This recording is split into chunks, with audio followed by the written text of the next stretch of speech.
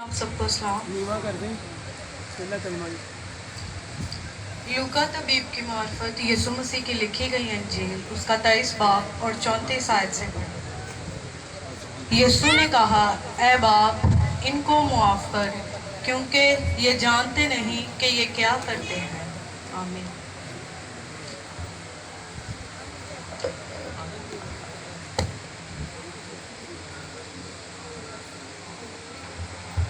आज के पहले कलमे की तशरीह के लिए मैं दुआ दूंगा बहन मीरत को कि वे हमारे सामने आए और पहले कलमे की तफसील हमारे सामने बयान करें।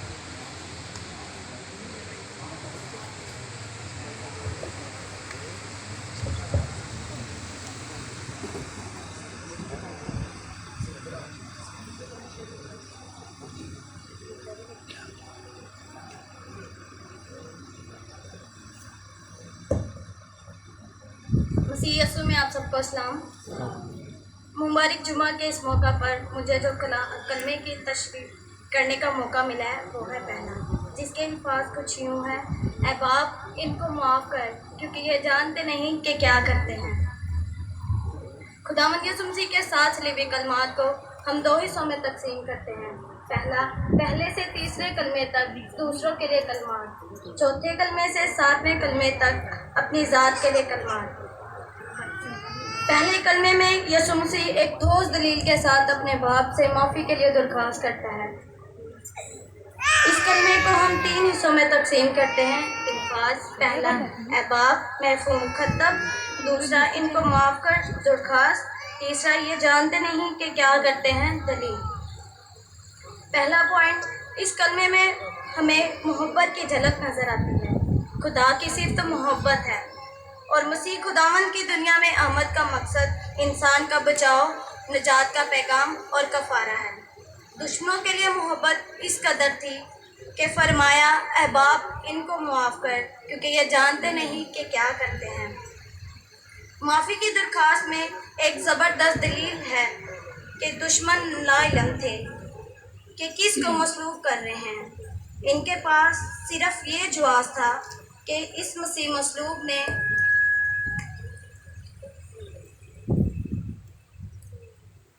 मक़दस को गिराने और 3 दिन में फिर तमीर करने का दावा किया था। दूसरा ये कि अपने आप को खुदा का बेटा कहा। तीसरा, यहूदी कहानत और तौर तरीक़ों को तनकीद का निशाना बनाया। अगर वो खुदा के रूप में इनको नज़र आ जाता और अपना पूरा इख्तियार इस्तेमाल करता, जैसा कि 12 तुम फरिश्ते थे मुहैया किए जा सकते थे, तो यहूदी कभी उस पर हाथ ना डालते। इसका मसलूब होना इंसान के इख्तियार में ना था। मसीह खुदावन की मौत उसके इख्तियार में ना थी और इंसान तो महज उसे कलवरी तक लाने का महरक ना ठहरा। इसलिए दुश्मन को माफ़ कर दिया गया और फरमाया, ऐ बाप, इनको माफ़ कर, क्योंकि ये जानते नहीं कि क्या करते हैं। दूसरा पॉइंट, बाप को पुकारता है। ये कलमा कामिल बशरियत को भी पेश करता है। मसीह खुदावन कामिल इंसान और कामिल खुदा है। वो अपने फ़र्ज को पसे पुश्त नहीं डालता। मुश्ते खाक से तो भूल मुमकिन है, लेकिन खुदा से नहीं। इसलिए उसने माफ़ करना चाहा। इंसान जानता ही नहीं कि वो क्या कर रहा है। हकीकत ये है कि मसीह खुदावन की जी उठने तक दुनिया, शागिर्द, यहूदी, कहानत और रोमी हुकूमत जान ही ना सकी कि मसीह कौन है। पॉइंट तीसरा, ये कलमा पेशन गोई की गवाही देता है। अंबिया की पेशन गोइयाँ उर्फ बहुत दुरुस्त साबित हुई कि उसकी जान छेदी जाएगी, वो आदमियों में हकीर जाना जाएगा, उसके मार खाने से हम यानी अहले दुनिया निजात हासिल करेगी। आज इस कलमे की बदौलत पेशन गोइयों की तकमील हमारे सामने खुलकर सामने आ गई है। बेशक हालात व वाक़यात ने खुदावंद यीशु मसीह के सलीबी मौत के ज़िम्मेदारों उस वक्त के हाकिमों, सरदार काहिनों और यहूदा अस्करियोती को ठहराया, लेकिन अगर उसकी मौत को अहले इंतज़ाम की रोशनी में देखा जाए तो उसकी मौत ना तो यहूदा अस्करियोती के लालच की वजह से हुई, ना सरदार काहिनों की वजह से, और ना ही पिलातुस की दो दिलाना मोहब्बत की वजह से, बल्कि वो तो हमारे लालच, हसद और हमारी बुज़दिली और गुनाह के बाइस हुई। मेरे अजीज़ों, जैसा कि ईसाया नबी की मार्फत फरमाया है, हालांकि वो हमारी ही खताओं के इस वक्त से گھائل کیا گیا اور وہ ہماری ہی بدکرداری کے سبب سے کچلا گیا. ہماری ہی سلامتی کے لیے اس پر سیاست ہوئی تاکہ اس کے مار کھانے سے ہم شفا پائیں. پہلا نظریہ، یسوع مسیح بحیثیت انسان.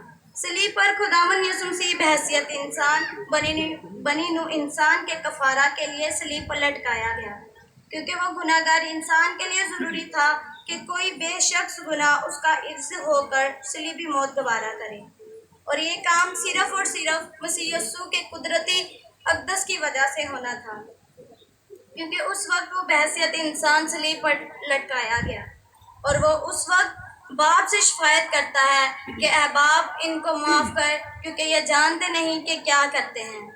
دوسرا نظریہ، مسیح یسوع بحیثیت بیٹا. خداوند یسوع مسیح کے خلاف گناہ در حقیقت خدا باپ کے خلاف گناہ ہے، اس لیے اس سے پہلے کہ خدا باپ اپنے بیٹے کی دشمنوں پر اپنا قہر و غضب نازل کرتا، وہ اپنے باپ سے اپنے دشمنوں کے حق میں درخواست کرتا ہے کہ اے باپ ان کو معاف کر، کیونکہ یہ جانتے نہیں کہ کیا کرتے ہیں. اسی طرح اگر ایک مسیحی دوسرے مسیحی کے خلاف گناہ کرتا ہے تو وہ اپنے مسیحی بھائی کے خلاف گناہ تو کرتا ہی ہے، لیکن ساتھ ہی وہ خدا کا بھی گناہ گار ہے. خداوند یسوع مسیح کی صلیبی موت کے اسباب میں جہاں یہودا اسکریوتی کا لالچ، سردار کاہنوں کا حسد شامل ہے، وہاں ہمارے گناہ کا بوجھ اس کی موت کا بھی ذمہ دار ہے. اگر آج بھی ہم اس سے دور بھاگتے ہیں تو گویا ہم خدا کے بیٹے کا انکار کرتے ہیں اور خدا کے بیٹے کو اپنی طرف سے دوبارہ مصلوب کر علانیہ اسے ذلیل کرتے ہیں. میرے عزیزو، آج ہمیں بھی اس بات کا اقرار کر لینے کی ضرورت ہے کہ مسیح خداوند ہمارے ہی گناہوں کے سبب سے صلیب پر لٹکایا گیا، اور اس کے موت کے ذمہ داروں میں ہم بھی شامل ہیں.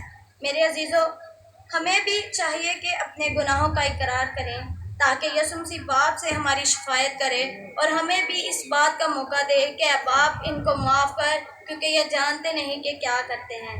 لمحہ فکریہ یہ ہے کہ یسوع مسیح کا صلیب پر سے یہ اعلان کہ اے باپ ان کو معاف کر، کیونکہ یہ جانتے نہیں کیا کرتے ہیں، ان لوگوں کے لیے ہے جو خدا کے اہل منصوبہ اور خداوند یسوع مسیح کے نجات بخش کام سے ناواقف تھے. میرے عزیزو، یہ حقیقت ہے کہ صلیب کے فضل یعنی معافی سے ہی وہی شخص فیض یاب ہو سکتا ہے جو اقرار کرے کہ میں بھی خداوند یسوع مسیح کی صلیبی موت کا ذمہ دار ہوں. یسوع مسیح کی باپ سے شفاعت بھی ایسو ہی کے لیے ہے کیونکہ وہ آج بھی میرے عزیزو یہی کہہ رہا ہے کہ اے باپ ان کو معاف کر، کیونکہ یہ جانتے نہیں کہ کیا کرتے ہیں. آمین.